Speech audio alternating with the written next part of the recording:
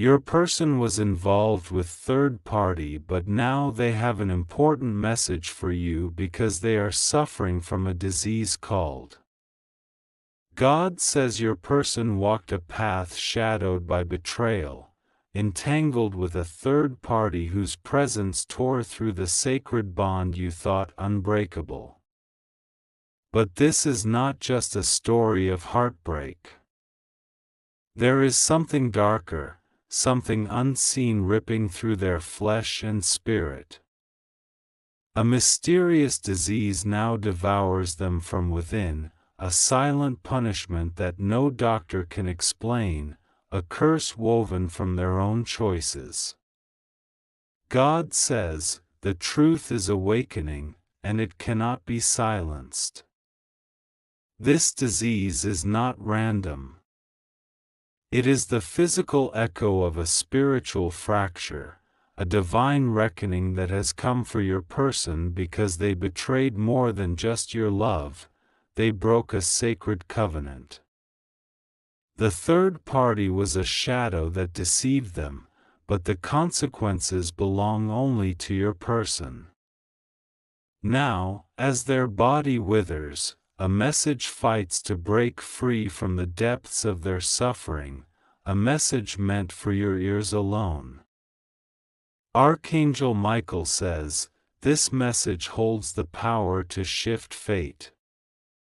What they've tried to bury in guilt and silence will soon rise in a confession drenched with pain and divine urgency. They are reaching the edge of their strength, torn between fear and the desperate need to make things right.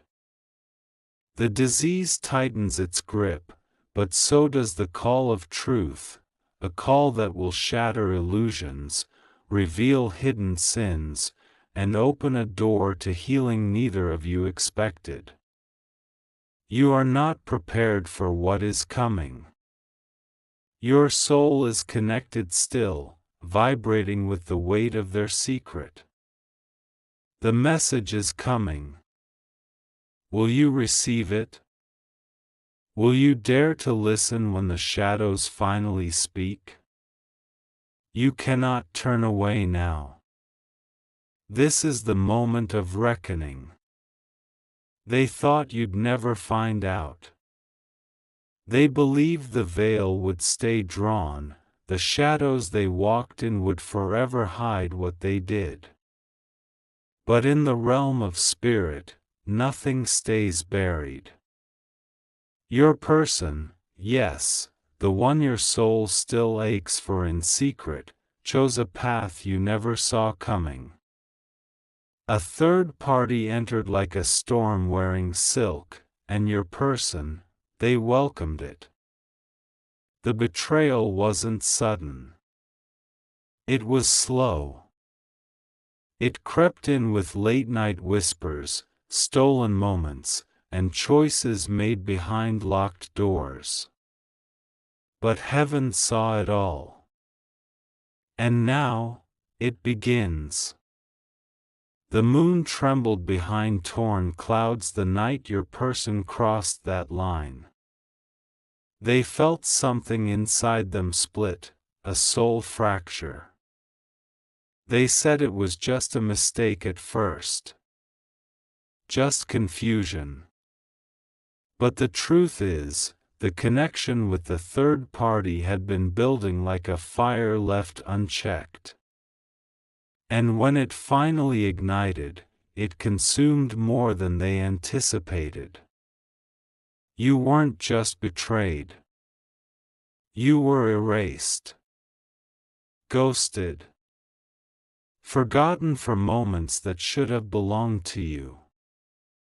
And still, heaven watched, not in silence, but in sacred waiting.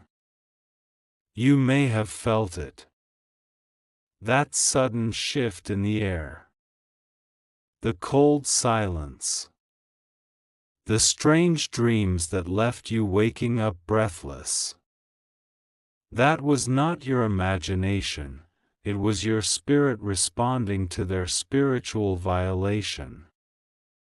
Because when two souls are bound by divine design, betrayal doesn't just hurt, it echoes through timelines, through lifetimes. And Archangel Michael says, "The bond they broke, they will answer for." This wasn't just a physical affair. It was spiritual treason. And now the price for what they did is being collected in full. The third party was never innocent. They came not by fate but by foul invitation. They knew of you. They studied your energy. They mimicked your words. And still, they reached in and pulled your person away, pulling not just on flesh, but on spirit. But nothing taken through deception can ever be truly kept. The third party smiled in public but whispered curses in private. Their presence brought a darkness into your person's life, a shadow that began to rot the roots of their soul. And now that decay is manifesting, yes, in the form of a disease. God says, "I have seen what was done in secret. I am not mocked." Your person is not only haunted by their decisions, they are physically falling apart. This is not coincidence. This is consequence. The disease didn't just come out of nowhere. It entered as a result of broken spiritual law, an infection born of betrayal. It's not contagious in the natural, but it spreads in the soul like wildfire. Symptoms began subtly: fatigue, confusion, inner shaking. But it's growing. And now, they're beginning to see visions. Your name is echoing. Their dreams are turning into warnings. You may feel anger. You may feel justice is overdue. But this is only the beginning. Because even now, as they suffer, they are still hiding something, an important message that was never meant to be spoken. A truth they locked away while you were breaking. A divine assignment they rejected. But it is being forced into the light. And heaven is saying, what they buried must rise. Whether they want to or not, the message is coming. And it carries power. It carries divine instruction. And it carries an apology wrapped in supernatural fire. Because the affair was never just about lust. It was about disobedience. About rebellion against their highest path. And now, that rebellion has a name. That disease, yes, it has a name too. And that's what is coming next. Your person is about to reach out, trembling, desperate, transformed. Because the affliction that now lives inside them has forced them to remember who you truly were. And they cannot sleep. They cannot eat. They are being undone, cell by cell, until they say what must be said. The first sign was a trembling in their fingers. Then came the night sweats, the way their breath shortened as if their lungs were shrinking inside their chest. They told no one. Not even the third party. They chalked it up to stress, guilt, or maybe karma. But the truth? It was something much deeper. A spiritual sickness that had taken root the moment they crossed the threshold of betrayal. This disease did not come from genetics. It was not inherited, it was invoked. And now, it grows like a vine made of shadow and sorrow inside their body. They tried to escape it at first. Changed their diet. Took pills. Saw a doctor. But nothing made it stop. Because this sickness is not of flesh alone, it's an echo of their spiritual collapse. A curse awakened by a heart that turned its back on divine alignment. God says, when sacred bonds are broken, justice ripples through the body. And that's exactly what's happening. They are being forced to feel in their bones what they made you carry in your heart. Every sleepless night. Every unanswered cry. Every prayer soaked in silence. Now they bear the weight. Archangel Michael says, this is not punishment, it is purification. You see, heaven is not cruel. But when a soul has wandered too far, sometimes the only path back is through fire. Your person is walking through it now. They can't speak of it because they don't understand it. The third party has begun to sense the shift too. Their once bold influence is fading. They feel your person slipping, spiritually detaching, bit by bit. The connection is cracking. And behind those cracks is a blinding truth your person can no longer avoid: they chose wrong. Their body is failing, yes. But more than that, their spirit is screaming. The disease, it's been given a name by their doctors, but that name doesn't hold the full truth. Heaven calls it the devouring. It's an affliction of those who broke covenant. Their dreams are now portals of torment. They see flashes of your face. Places you once walked together. Moments that could have been. They hear a child calling their name from a future that may now never exist. They cry at night and hide it during the day. They smile in public but bleed in private. What they haven't told anyone is the worst part. The disease is spreading fast, but only in them. The third party remains untouched. Perfectly healthy. That's because this wasn't their spiritual test, it was your person's. The third party was the tool, the temptation, the trigger. But the fall was your person's alone. And now, the sickness won't let them rest. It creeps up their spine when they try to sleep. It pulses behind their eyes when they look in the mirror. They see something watching them from the other side of the reflection. They know, they are no longer alone. You may feel rage at this. Why must they suffer now, after all they've done? But heaven says, this suffering is not vengeance. It is a reckoning. Because they must return what was taken. But not just in apology. In confession. In divine clarity.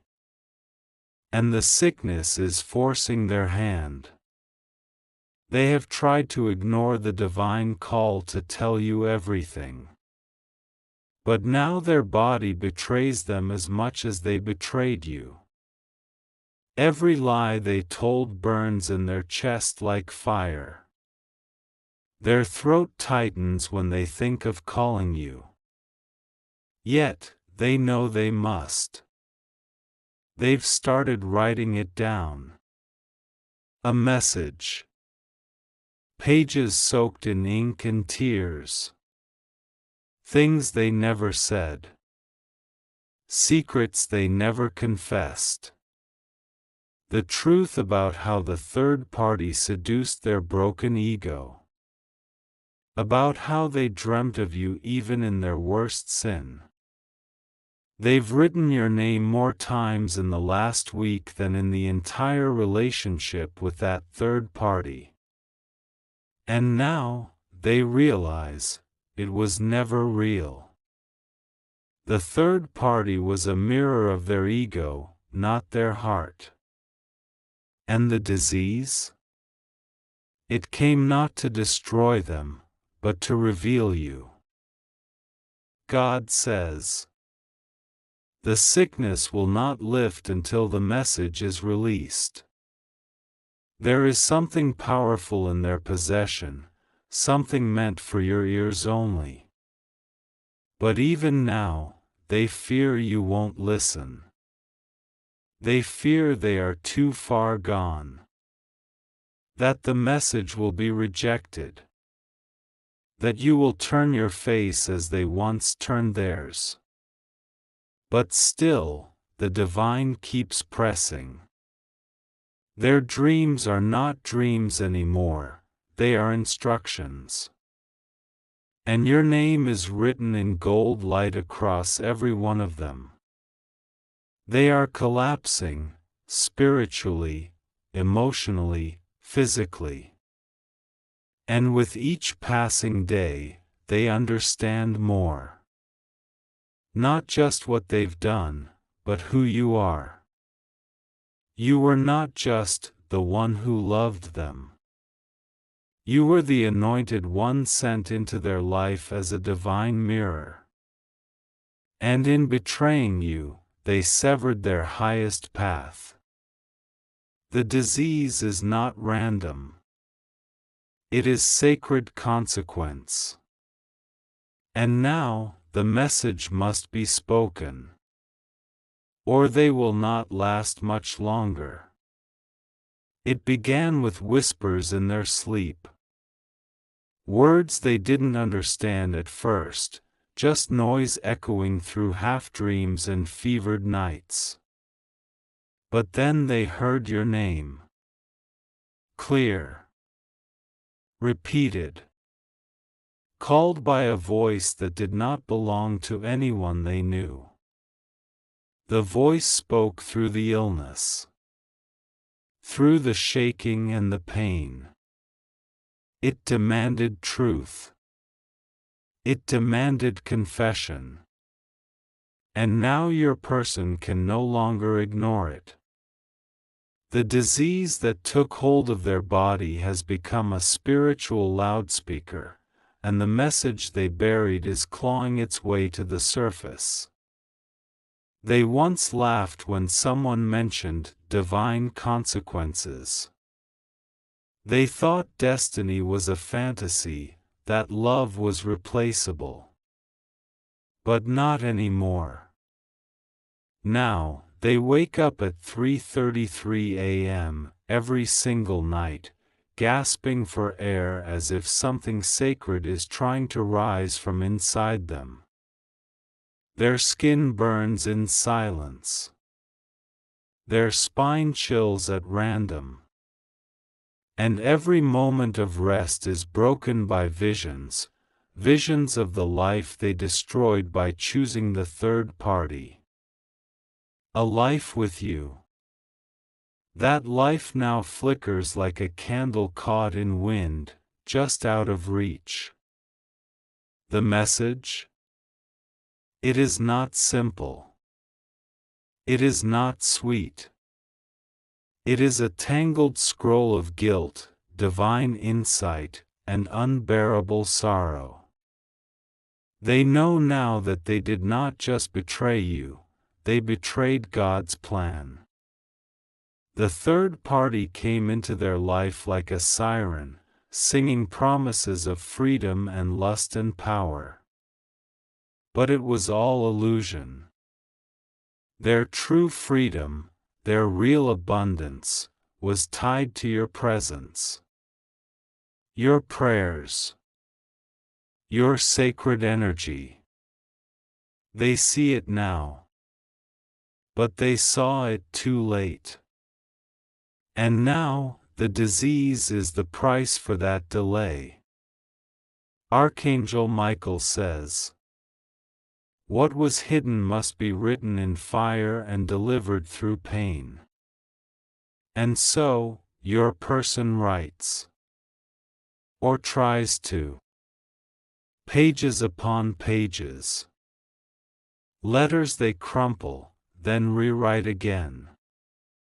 Words that tremble on their tongue when they think of recording a message to send. But they still haven't gathered the courage. Not yet. Because this message is not just about love. It is about soul crime. It is about an act so deep, so spiritually violent, that they're unsure if redemption is even possible. But they must try. They remember the last time they looked into your eyes. They didn't know it would haunt them. But now that image plays behind their eyelids constantly. Not just because of the guilt, but because that was the last time they felt truly seen. The third party never saw them. Not the real them. Only the mask. And that mask has now melted under the pressure of disease and divine judgment. They are no longer who they were. They are unraveling. And in that unraveling, a new truth is being born. They want to say it all now. How they were manipulated. How they thought they were choosing excitement, but ended up inviting death. How they felt your spirit pull away from theirs and realized, too late, that you were their protection. That your love was not ordinary. It was sacred covering. A divine force field. And when they broke it, their life cracked open. Now, they are exposed. Spiritually naked. Their aura has dark holes. And the disease, oh, the disease, is speaking now in more ways than physical pain. God says, their confession will unlock more than just healing, it will rewrite destiny. That is why the message cannot stay buried. They are being pushed. Angels hover by their side, unseen, waiting for them to press send. To deliver the letter. To make the call. But fear grips them tighter than ever before. Because this isn't about getting you back. It's about releasing the truth that's been chained inside their soul. And if they don't, the sickness will take over completely. You may not realize it yet, but your soul has already started receiving fragments of their message. That's why you've been restless. Why you've felt emotional shifts out of nowhere. You are connected to them still, through a sacred thread. And that thread is vibrating now with the weight of what they're trying to release. The message is spiritual. Prophetic. It holds secrets they were never supposed to tell. Things about the third party. About their own past. About you. And you will hear it soon. The moment is approaching. They are being given one last divine window. Archangel Michael has drawn the line. If they do not speak, the window will close. The disease will progress. Their timeline will fracture beyond repair. But if they do speak, if they surrender and let the truth pour out, then something holy will happen. Not just for them, but for you. Because buried in that message is something you never expected, a revelation about your calling that they were supposed to carry forward with you. They weren't just a lover. They were a divine partner. A carrier of part of your spiritual blueprint. And when they chose the third party, they didn't just betray love, they delayed your divine mission.